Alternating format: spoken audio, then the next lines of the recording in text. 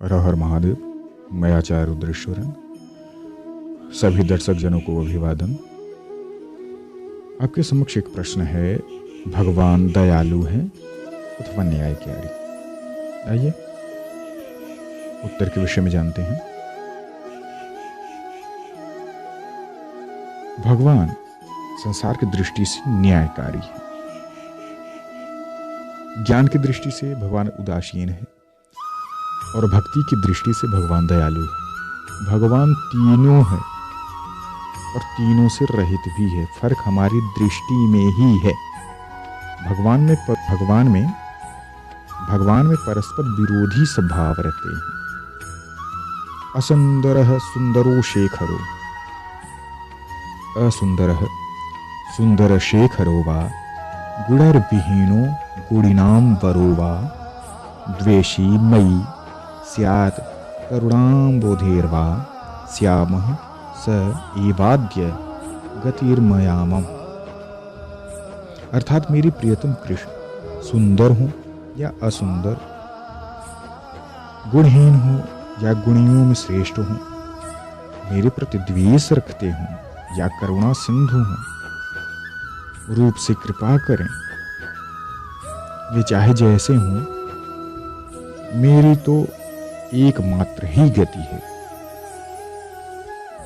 तो भगवान में सभी भाव विद्यमान है। भक्त अपने अपने मनोनुकूल प्रभु को गुण युक्त मानता है। वे दयालु भी हैं, उदासीन भी हैं, पक्षपाती भी हैं, सब कुछ हैं। उनको हम अपनी बुद्धि से समझ नहीं सकते। भक्ति के भाव से भगवान का भी भाव बदल जाता है। भगवान के भावों को कोई कह नहीं सकता, कहना दूर रहा, सोच भी नहीं सकता।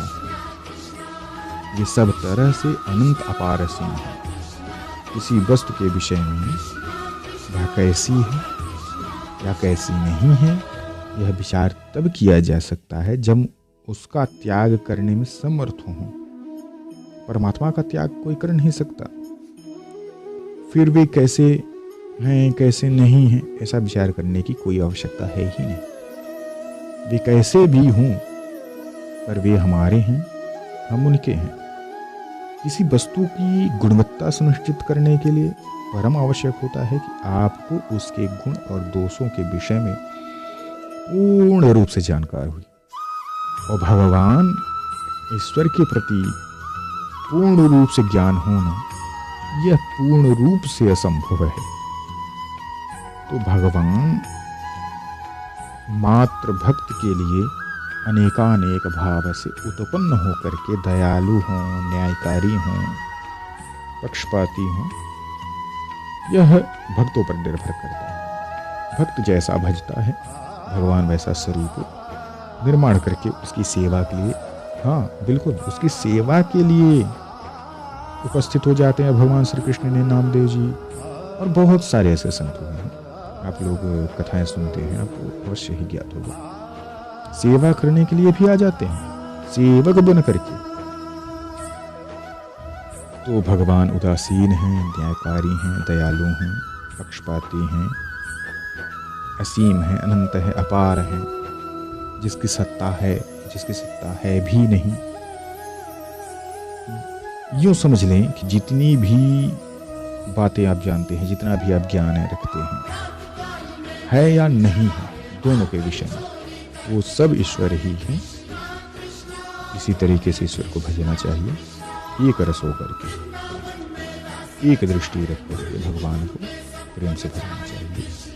हर हर महादेव।